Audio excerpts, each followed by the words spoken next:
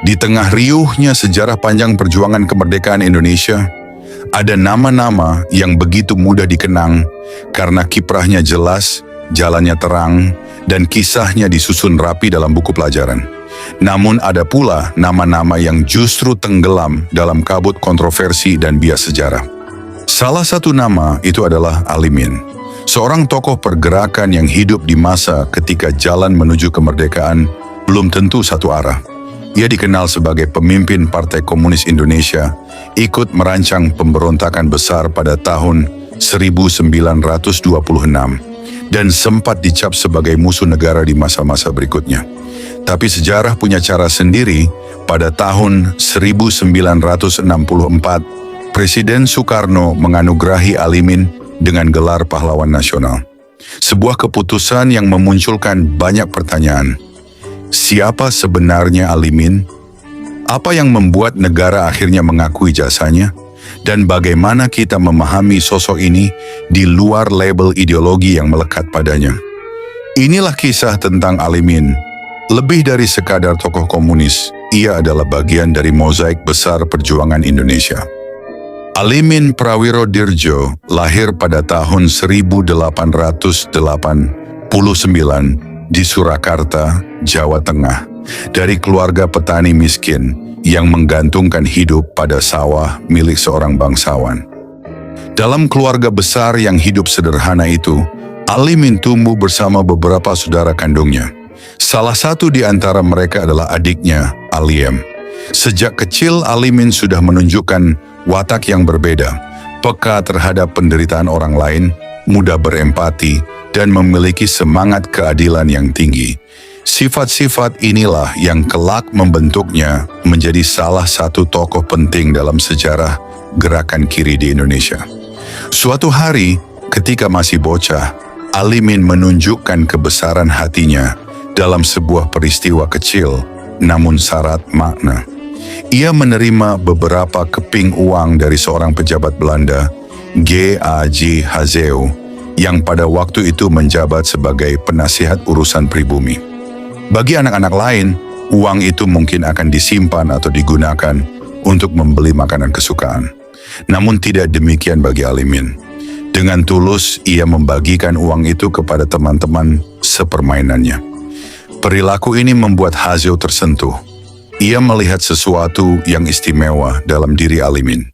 Jiwa yang dermawan dan sikap egaliter yang jarang ditemui, apalagi di tengah masyarakat yang ditindas struktur kolonial. Tak lama kemudian, Hazeu memutuskan untuk mengangkat Alimin sebagai anak angkatnya. Sejak saat itu, kehidupan Alimin berubah. Ia tidak hanya mendapatkan kasih sayang seorang ayah angkat, tetapi juga akses terhadap pendidikan, sesuatu yang nyaris mustahil dijangkau oleh anak-anak dari kelas sosialnya saat itu. Dengan dukungan penuh dari Hazeu, Alimin berhasil masuk ke Europese Lagere School, ILS, sebuah sekolah dasar bergengsi yang menggunakan bahasa Belanda sebagai bahasa pengantar. ILS pada masa itu adalah institusi pendidikan yang didirikan untuk anak-anak Eropa dan Belanda. Meski belakangan mulai membuka pintunya bagi kalangan pribumi terpilih dan etnis Tionghoa, sekolah ini tetap menjadi simbol eksklusivitas kolonial. Masuknya Alimin ke ILS menandai sebuah pencapaian yang luar biasa, sekaligus menjadi titik tolak dari perjalanan intelektualnya yang panjang. Dengan pijakan pendidikan kolonial yang kokoh, Alimin mulai menapaki jalan hidupnya sebagai aktivis dan pemikir. Namun, jejak masa kecilnya di Surakarta, keberaniannya membela kawan, serta kepeduliannya terhadap sesama, itulah akar yang terus menyuburkan perjuangannya, hingga kelak ia dikenal sebagai salah satu pelopor pergerakan rakyat di tanah jajahan. Setamat di ILS, Hazeu berharap Alimin kelak ia menjadi pegawai pemerintah kolonial. Namun, jalan hidup Alimin berbelok dari arus utama.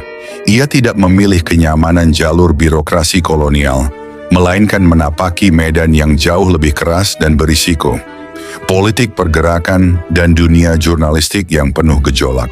Sejak usia remaja, Alimin telah menapaki dunia pers sebagai salah satu perintis media nasionalis. Ia memulai karir jurnalistiknya sebagai wartawan di Surat Kabar Jawa Muda, lalu berkembang menjadi editor di jurnal Mojopahit. Perjalanannya di dunia pers bukan sekadar profesi, tetapi bagian dari panggilan ideologisnya. Namanya kemudian semakin dikenal luas ketika ia menjadi redaktur Surat Kabar Sinar Jawa, yang kemudian berganti nama menjadi Sinar Hindia. Surat kabar ini merupakan media yang diterbitkan oleh Sarekat Islam Cabang Semarang, sebuah organisasi yang di bawah pengaruh tokoh-tokoh radikal berkembang menjadi salah satu kekuatan utama dalam gerakan kiri Indonesia. Melalui media ini, Alimin menjadikan kata-kata sebagai senjata. Ia menyuarakan perlawanan terhadap kolonialisme, mengkritik ketimpangan sosial, dan membangkitkan kesadaran politik di kalangan rakyat jelata. Di tangan Alimin dan rekan-rekannya, Sinar Hindia bukan hanya surat kabar. Ia menjelma menjadi mimbar perjuangan, tempat di mana gagasan-gagasan kebangsaan disemai dan semangat perlawanan terus dinyalakan di tengah tekanan dan sensor dari pemerintah kolonial. Setelah masa pengabdiannya di Sinar Hindia sekitar tahun 1919 hingga 1921, Alimin melanjutkan kiprah jurnalistiknya di Batavia. Ia tercatat sebagai editor jurnal Mojopahit pada awal hingga pertengahan dekade 1920-an. Meski data spesifik mengenai tahun-tahun persis keterlibatannya di jurnal ini tidak terdokumentasi secara rinci, keberadaannya di sana memperkuat peran Alimin sebagai juru bicara kaum pergerakan, terutama dalam menyuarakan paham kiri yang semakin menguat di tubuh pergerakan nasional. Bagi Alimin, dunia jurnalistik bukan sekadar ruang penyebaran informasi, tetapi medan tempur strategis di mana ide-ide kemerdekaan ditanamkan dan kesadaran rakyat dipertajam. Lewat tinta dan cetakan, ia ikut membentuk arah sejarah, mewakili generasi yang memilih melawan dengan gagasan sebelum tiba waktunya mengangkat senjata. Ketertarikan Alimin pada perjuangan rakyat membuatnya sejak remaja aktif di berbagai organisasi nasionalis. Ia sempat bergabung dengan Budi Utomo, Sarekat Islam, hingga Insulindo. Ia pun turut mendirikan Sarekat Buruh Pelabuhan, sebuah organisasi pekerja yang memperjuangkan hak-hak kaum buruh. Dari sini, kiprahnya mengantarkan dirinya menjadi pemimpin terkemuka dalam Partai Komunis Indonesia. Dalam tubuh Sarekat Islam, SI, yang dirintis Haji Samanhudi di Surakarta pada 1905, Alimin memainkan peran penting. Saat itu, organisasi sayap kiri Belanda, Indische Sociaal Democratische Vereniging, ISDV, mulai merapat ke Sarekat Islam guna menyebarkan paham Marxisme. Pada 20 Mei 1920, ISDV kemudian berubah nama menjadi Partai Komunis Indonesia, PKI, menjadikan organisasi ini sebagai partai komunis pertama di Asia selain Soviet. Perbedaan ideologi di dalam SI memunculkan perpecahan. Sarekat Islam pun terbelah menjadi dua kubu. Sarekat Islam Putih yang berhaluan kanan dan dipimpin HOS Cokroaminoto di Yogyakarta, serta Sarekat Islam Merah yang condong ke kiri dan dipimpin oleh Semaun di Semarang. Alimin memilih berpihak pada Sarekat Islam Merah yang menekankan prinsip-prinsip sosialisme dan komunisme dalam perjuangannya. Memasuki dekade 1920, suasana di Hindia Belanda semakin panas. Aksi-aksi mogok kerja meletus di berbagai sektor, buruh kereta api, buruh pelabuhan, dan sektor lainnya. Namun gerakan-gerakan ini masih bersifat sporadis dan tidak terkoordinasi. Melihat momentum tersebut, PKI mengambil inisiatif untuk menyatukan gerakan buruh ke dalam kerangka perjuangan bersenjata melawan kolonialisme. Pada 25 Desember 1925, dibentuklah Komite Pemberontakan dalam suatu pertemuan rahasia yang kini dikenal sebagai Konferensi Candi Prambanan. Tujuannya adalah mempersiapkan rakyat untuk melakukan pemberontakan terhadap kekuasaan Hindia Belanda. Namun karena PKI menjadi bagian dari Komintern, Komunis Internasional, rencana itu tidak bisa dijalankan tanpa restu Moskow. Alimin ditugaskan untuk menemui Tan Malaka, tokoh Komintern untuk kawasan Asia Timur yang saat itu berada di Manila, Filipina. Ia tidak sendirian, Musso dan Subaka turut mendampinginya. Pertemuan mereka berlangsung di Singapura, wilayah Inggris yang dianggap lebih aman dari pengawasan Belanda. Namun Tan Malaka menolak rencana pemberontakan itu. Baginya, kekuatan massa belum cukup besar dan kondisi ekonomi Hindia Belanda terlalu stabil untuk diguncang. Alimin yang kecewa tetap melanjutkan perjalanan ke Moskow melalui Kanton, Tiongkok, untuk meminta restu langsung dari Joseph Stalin, ketua Komintern. Stalin ternyata sependapat dengan Tan Malaka. Ia menyarankan agar pemberontakan ditunda, namun komunikasi yang lamban pada masa itu membuat informasi dari Moskow tak sempat sampai ke Indonesia. Sementara itu, para kader PKI di tanah air sudah bergerak. Pada November 1926, pemberontakan pun pecah. Dimulai di Batavia, lalu menjalar ke Jawa Barat, Jawa Tengah, dan Jawa Timur. Di Sumatera Barat pemberontakan terjadi pada awal 1927. Ini adalah pemberontakan berskala nasional pertama terhadap pemerintah kolonial Hindia Belanda. Namun karena perencanaan yang terburu-buru dan tidak matang, pemerintah kolonial berhasil menumpas gerakan itu dengan mudah. PKI pun dinyatakan sebagai partai terlarang, dan banyak tokohnya ditangkap serta dibuang ke Bovendigul, Papua, sebuah kamp tahanan politik di pedalaman Papua yang kelam dan terpencil. Di kemudian hari, tokoh-tokoh seperti Sultan Syahrir dan Muhammad Hatta juga akan merasakan pembuangan ke tempat yang sama. Setelah kembali dari Moskow, Alimin ditangkap oleh otoritas Inggris di Singapura. Ia diberi dua pilihan oleh pemerintah kolonial, dibuang ke Bovendigul, Papua, atau diasingkan ke luar negeri.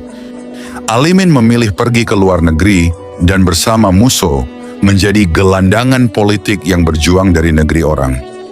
Selama di pengasingan, Alimin bergabung dengan berbagai gerakan revolusioner, termasuk kampanye Partai Komunis Tiongkok.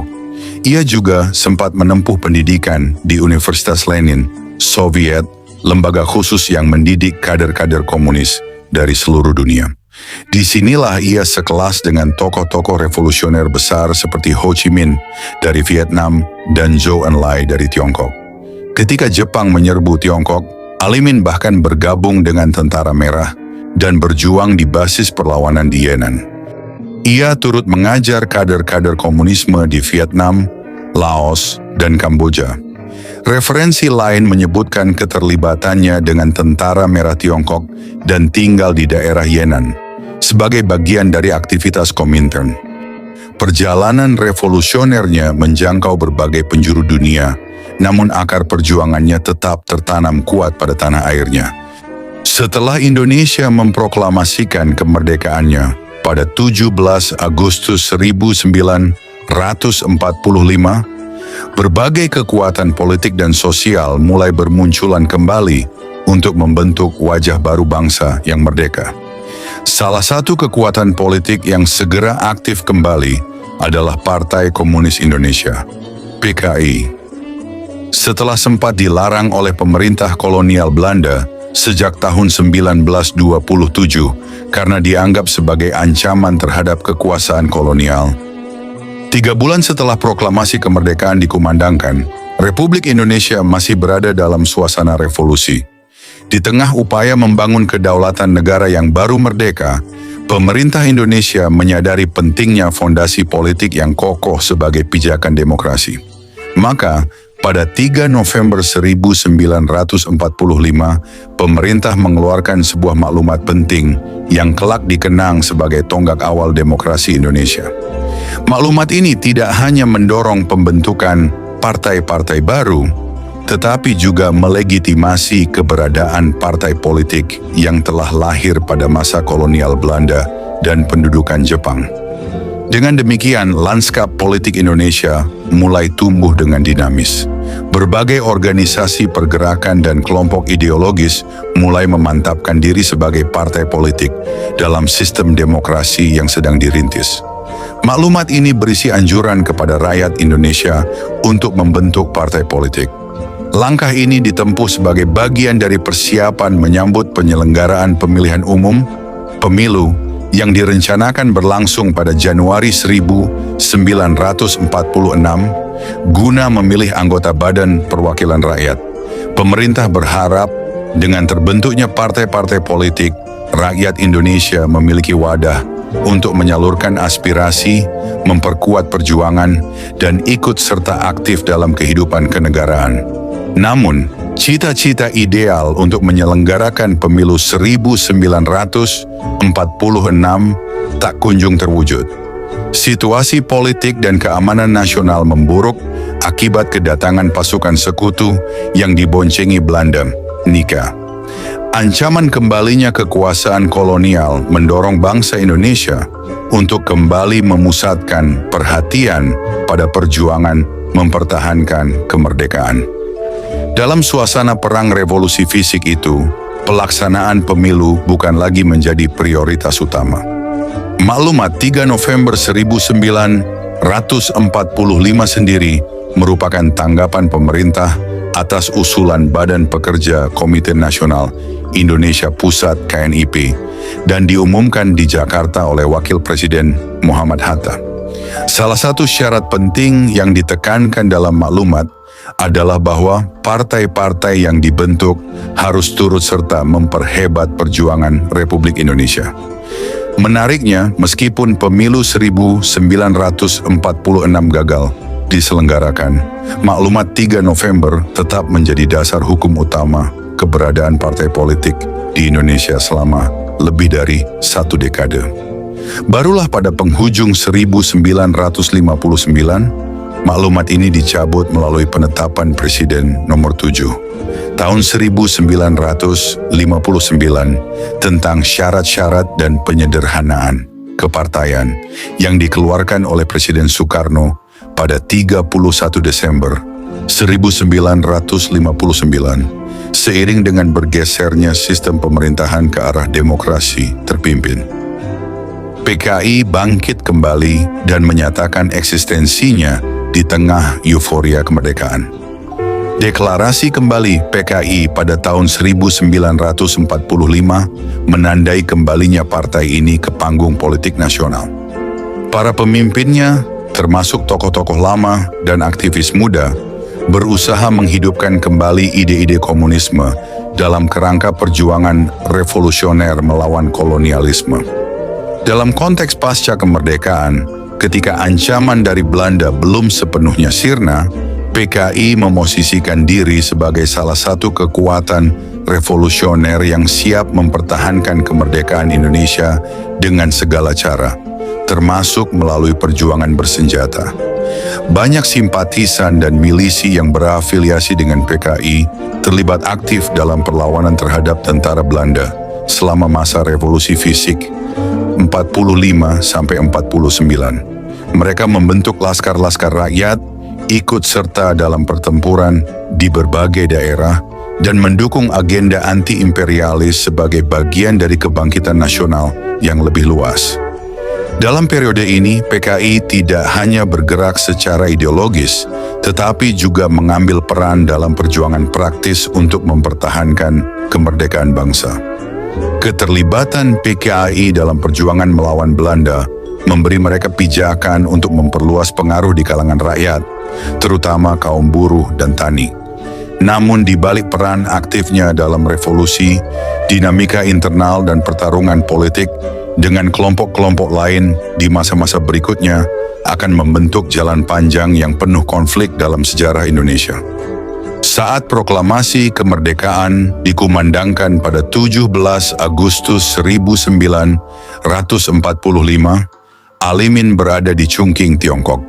Bersama Chou Enlai, ia menyimak kabar besar itu dengan haru dan segera merencanakan kepulangan ke tanah air. Perjalanan pulang Alimin penuh rintangan. Ia melewati Kunming, Hanoi, Bangkok, dan akhirnya tiba di Singapura, dibantu oleh perwakilan Indonesia, Dr. Saroso. Ia pun menyusup ke Indonesia sebagai awak kapal barang yang juga mengangkut senjata untuk pejuang kemerdekaan. Pada Agustus 1946, Alimin mendarat di Cirebon dan segera menuju Yogyakarta, pusat Republik saat itu. Setibanya kembali di tanah air pasca kemerdekaan, Alimin segera menyesuaikan diri dengan dinamika politik Indonesia yang tengah bergolak. Kehadirannya menandai kesinambungan perjuangan dari zaman kolonial hingga revolusi kemerdekaan. Ia bukan sekadar saksi, tetapi aktor sentral yang menjembatani pergerakan nasional, gerakan buruh, dan jaringan internasional dalam satu garis merah perjuangan kelas dan kemerdekaan rakyat. Alimin menjadi figur sentral dalam membangun kembali partai yang sempat lumpuh akibat pemberontakan sebelum kemerdekaan. Pengalamannya dalam pengkaderan internasional, doktrin revolusi, dan gerakan buruh global menjadi modal penting bagi revitalisasi ideologi PKI. Ia menjadi penghubung antara revolusi nasional Indonesia dan arus besar komunisme internasional. Melihat potensi generasi baru, Alimin memberi ruang bagi Aidit dan M.H. Lukman untuk mengembangkan media partai melalui penerbitan Bintang Merah, koran berkala yang menjadi alat ideologis dan strategis PKI. Disinilah pengaruh Alimin sebagai mentor ideologis generasi muda PKI mulai tampak nyata. Dalam situasi nasional yang masih belum stabil, muncul perdebatan tentang Perjanjian Linggarjati. PKI secara umum menolak perjanjian ini, namun Alimin termasuk sedikit tokoh kiri yang mendukungnya. Ia menilai bahwa Republik Indonesia cukup kuat secara internal dan memiliki dukungan internasional, baik melalui prinsip Atlantic Charter maupun simpati dunia progresif. Sementara itu, Belanda dinilai masih lemah secara ekonomi dan belum memperoleh bantuan dari Amerika Serikat. Meskipun Alimin mendukung perjanjian tersebut, hal itu tidak berarti PKI menjadi pendukung pemerintahan Sultan Syahrir. Pemerintah sendiri kemudian mengeluarkan peraturan pemerintah nomor 6 tahun 1947 untuk menambah anggota Komite Nasional Indonesia Pusat, KNIP. Langkah yang ditentang PNI dan Masyumi karena dianggap menguntungkan partai-partai kiri. Namun berkat tekanan dari Presiden dan Wakil Presiden, PP nomor 6 tetap diberlakukan.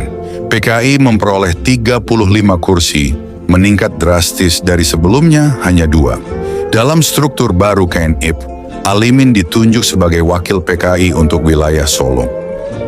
Situasi politik yang kian dinamis menyebabkan Sultan Syahrir mengundurkan diri dan penggantinya Amir Syarifuddin tak bertahan lama setelah dituding bertanggung jawab atas perjanjian Renville. Pada Agustus 1948, Musso kembali dari Moskow dan membawa konsep baru, jalan baru untuk Republik Indonesia. Ia mendorong konsolidasi kekuatan kiri melalui pembentukan Front Demokrasi Rakyat, FDR, yang menyatukan PKI, Partai Buruh, dan Partai Sosialis. Musso menolak kompromi diplomatik dan mengusulkan pembentukan Front Nasional Revolusioner. Namun, gagasan ini ditolak mentah-mentah oleh PNI dan Masyumi. Dalam reorganisasi PKI, Musso menunjuk dirinya sebagai Sekretaris Jenderal. Amir Syarifuddin memegang seksi pertahanan, dan Alimin dipercayakan pada seksi propaganda dan agitasi. Namun hubungan Alimin dan Musso memburuk. Alimin tidak sepenuhnya sejalan dengan garis keras Musso, terutama dalam menghadapi pemerintahan Hatta yang cenderung diplomatis. Pemerintah Hatta kemudian membebaskan tokoh-tokoh seperti Tan Malaka dan Sukarni yang membentuk tempat Alimin pernah menjadi salah satu pemimpin utamanya, dinyatakan sebagai organisasi terlarang. Dalam gelombang represi politik yang meluas, nama-nama yang pernah terkait dengan komunisme, termasuk Alimin, dihapus dari buku teks, dipinggirkan dari ingatan kolektif, dan disisihkan dari ruang-ruang peringatan nasional. Gelar pahlawan nasional yang pernah disematkan kepadanya memang tak pernah dicabut secara hukum, namun juga nyaris tak pernah disebut kembali secara resmi. Kini, dalam lanskap historiografi yang lebih terbuka dan reflektif, nama Alimin mulai muncul kembali dalam diskursus sejarah, bukan semata sebagai ikon ideologis, tetapi sebagai bagian dari mosaik kompleks perjuangan bangsa. Ia adalah seorang revolusioner sejati yang memilih jalan terjal demi cita-cita kemerdekaan, seorang anak zaman yang hidup dan bertindak dalam pusaran besar kolonialisme, perlawanan, dan perubahan sosial. Seperti banyak tokoh dalam sejarah, Alimin tak dapat dipahami secara hitam putih. Ia adalah bagian dari cerita besar tentang Indonesia, dengan segala luka, harapan, dan keberaniannya.